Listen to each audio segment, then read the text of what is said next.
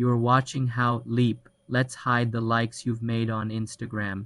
You cannot hide your past likes from others retroactively. Once you like a post or reel, it is visible on the postees liked by list to anyone who can see the post. However, you can remove your like to hide it. Go to the post or reel you liked, tap the heart icon to unlike it. Your name will be removed from the list. To hide your future likes from specific people, you must make your account private. Go to your profile, tap the menu, go to Settings, Privacy, and turn on Private Account.